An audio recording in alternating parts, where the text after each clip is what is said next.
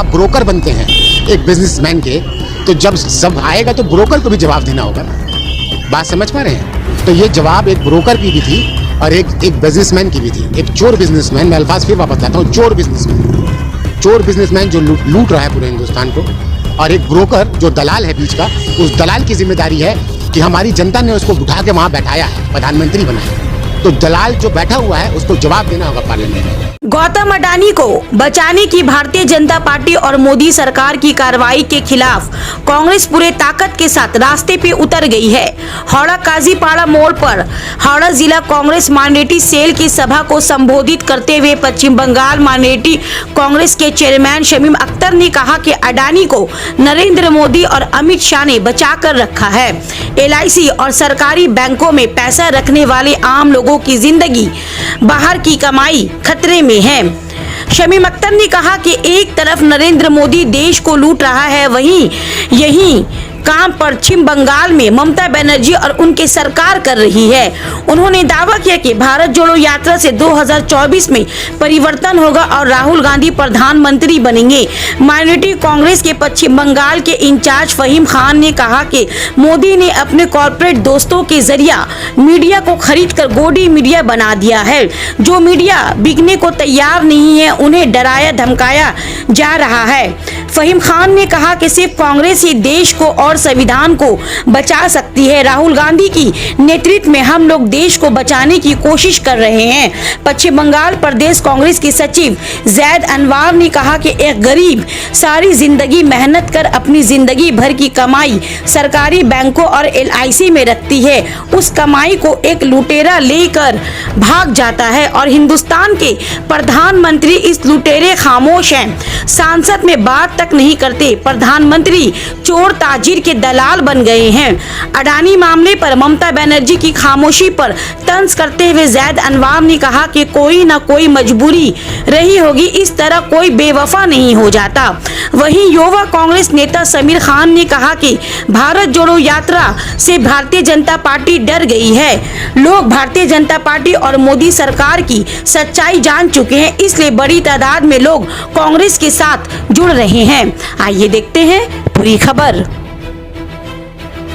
देखिए, अडानी ने जो लूट मचा के रखा हुआ है, ये अडानी का एक शकल है, बल्कि ये मोदी और अमित शाह ने लूट मचा कर रखा हुआ है।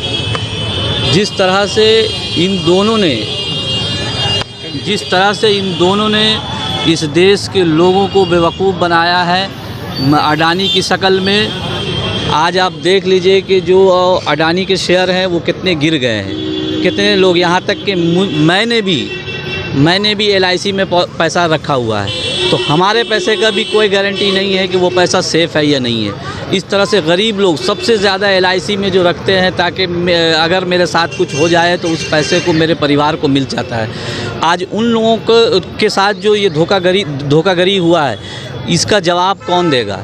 ये देश के लोगों को सवाल करनी चाहिए नरेंद्र मोदी से और अमित शाह से। और सिर्फ अडानी ही नहीं, बल्कि बंगाल में भी, जैसे मैं बार बार कह रहा हूँ कि वक्फ बोर्ड में जिस तरह से लूट मचा हुआ है, जिस तरह से एजुकेशन बोर्ड नौकरी के नाम पर, टीचर भर्ती के नाम पर जिस तरह से घोटाला हुआ है, ये भी एक हम लोगों को सोचने की ज़रूरत है, बंगाल के लोगों को सोचने की ज़रूरत है। तो मैं बार बार कहता हूँ कि दीदी और मोदी, इन लोग दोनों ही मिलकर इस देश को, एक देश को, मोदी देश को और दीदी बंगाल को लूट रही हैं। कांग्रेस की जो आज हालत है, क्या आपको लगता है कि दीदी और मोदी से देश को बचा पाएंगे? बिल्कुल। आप देखिए, भारत जोड़ो यात्रा राहुल गांधी जी की क़यादत में जो निकला, आप देख सकते हैं कि लाखों की तादाद में लोग जो है जमा हुए, उनके साथ चले। मैं समझता हूं कि मैं हावड़ा में 10 साल से रहता हूं, लेकिन मैं इस इलाके में पहली बार देखा कि कांग्रेस के लोगों ने यहां पर मीटिंग करना शुरू किया है। नौजवान भी यहां पे आए, तो नौजवानों का रुझान है। लोग चाहते हैं कि ये बहरूपिया जो सरकार है उसे हटाया जाए, उसे जड़ से उखाड़ा जाए। जिस तरह से राहुल गांधी ने पूरे हिंदुस्तान में एक लीडर की हैसियत से, अपोजिशन लीडर की हैसियत से लोगों में अपनी पहचान बनाई है, उससे हम सबों को उम्मीद है कि 2024 में यहाँ परिवर्तन होगा और राहुल गांधी इस देश के वज़ीर आज़म, प्रधानमंत्री बनेंगे। मीडिया को, ये मीडिया बिक गया है। गोदी मीडिया मोदी जी ने अपने दोस्तों के द्वारा, कारपोरेट जगत के द्वारा मीडिया हाउस को लगातार खरीदा गया है और मीडिया की स्वतंत्रता को छीना जा रहा है, मीडिया को दबाया जा रहा है और जो मीडिया स्वतंत्र है, जो बोलना चाहता है, उस पे ये ईडी सीबीआई का दबाव बना रहे हैं। लेकिन राहुल जी ने अभी इस पदयात्रा के द्वारा इस माहौल को, इस डर को तोड़ा है 10 मिनट और इनको बुलाना जरूरी है। उस यात्रा में कन्याकुमारी से कश्मीर तक मैं भी सहयात्री के रूप में चला हूँ और बहुत हद तक लोगों को कांग्रेस के नेतृत्व में एक विश्वास जगा है कि कांग्रेस ही एकमात्र पार्टी है जो संविधान बचा सकती है, देश बचा सकती है। आज मोदी जी लगातार निजीकरण कर रहे हैं, लगातार देश में घोटाला कर रहे हैं। अब सारी जितनी संवैधानिक संस्था है वो मोदी जी अपने मित्रों को दे रहे हैं। LIC, रेलवे, कोई भी चीज़ बच नहीं रही।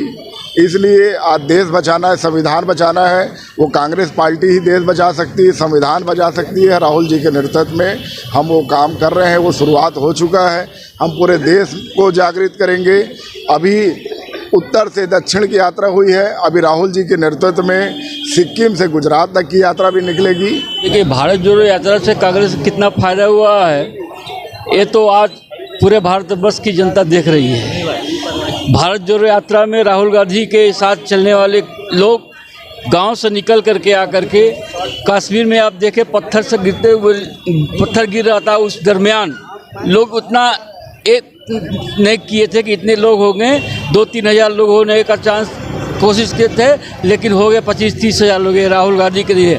और राहुल गांधी और गांधी परिवार ही इस देश को बचा सकता है, जिसने इस देश के लिए अपना खून, अपना बलिदान दिया है। और कांग्रेस पार्टी ही देश को बचा सकता है और आने वाला दिन में ये कांग्रेस पार्टी ही देश को संभाल सकती है। और आज जो सरकार चल रहा है ये बीजेपी की और नरेंद्र मोदी की सरकार नहीं चल रहा है, ये अडानी और अंबानी की सरकार चल रहा है। जो आज साबित हो गया, जो राहुल गांधी इतने दिन से कहते आ रहे हैं वो आज प्रमाण साबित हो गया है। गरीब पूरी ज़िंदगी अपनी मेहनत करता है कि अपनी ज़िंदगी के बुढ़ापे के हिस्से पे, जवानी आप कोई भी प्रेशर झेल सकते हैं, मगर बुढ़ापे में एक बाल का बोझ अपने सर पे आप नहीं झेल सकते, या एक कान के ऊपर एक छोटा सा आप कागज़ भी रख ले तो आप झेल नहीं सकते।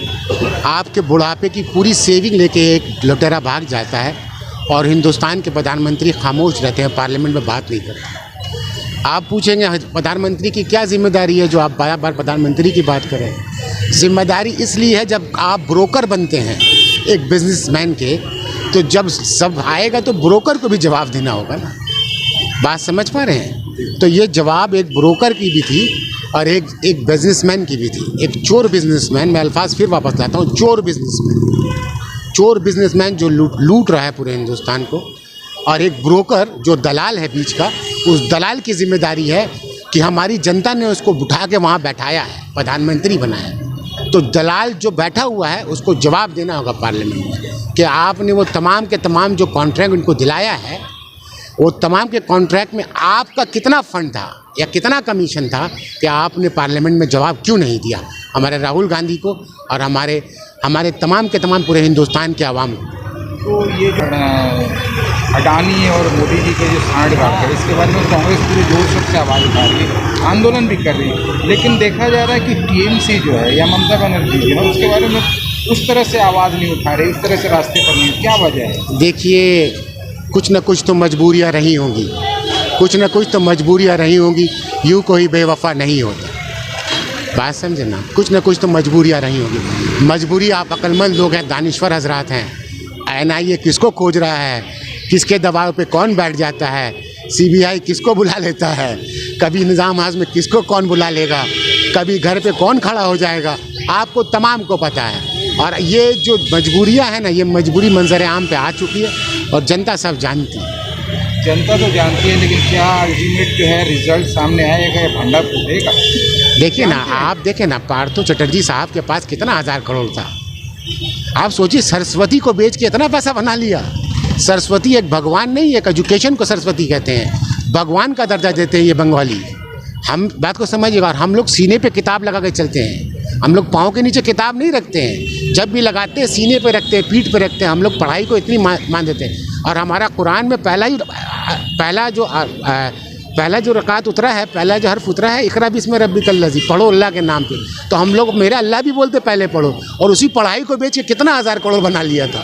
आपने कभी इस बारे पे तवज्जो दिया है? और सिर्फ हमारा मुसलमान या हमारे तमाम जितने भी यहाँ के जो माइनॉरिटीज़ हैं 500 में खुश है, गोश्त पे खुश है, रास्ते पे नमाज़ पढ़ने दे रहा खुश है। अरे खुदारा, उससे आगे भी दुनिया है। देखो 50,000 करोड़, इसको बोलो हिस्सा देने, ये इसमें हिस्सा मांगो। तुम्हारा पैसा था, वो चोरी करके ले गया। कभी खड़ा होकर बोला कोई कि ये चोरी का पैसा हमारे बच्चों का, हमको दो? सीबीआई क्यों ले जा रहा? सीबीआई को बोलो सबके घर में जाए, जो चोर था सबके घर से पैसा निकाले और गरीब के अवाम को बांटे। ऐसा बोले, ये होता है हमारे बच्चे का काम। उन्होंने हमेशा कहा है, और अधीर रंजन चौधरी जी ने भी कहा है, आखिर ममता बनर्जी क्यों नहीं बोली? ये सवाल तो मीडिया को पूछना चाहिए था, ममता बनर्जी और उनके पूरे टीम से, कि आप अडानी के मामले में खामोश क्यों हैं। और राहुल जी ने हमेशा एक बात कहा है, शुरू से एक बात कहते हैं कि पहला उन्होंने कहा था कि डरो मत।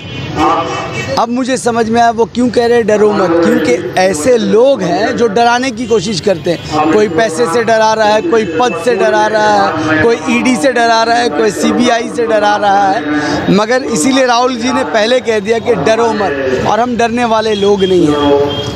अफसोस होता है कि अभी कल मैंने देखा बीबीसी के न्यूज़, आज हिंदुस्तान में न्यूज़ वाले भी खतरे में हैं। बीबीसी पे जिस तरह रेड हुई, कल मैं एक डिबेट में था तो मैंने पूछा कि सीबीआई पे पहले क्यों नहीं रेड हुई?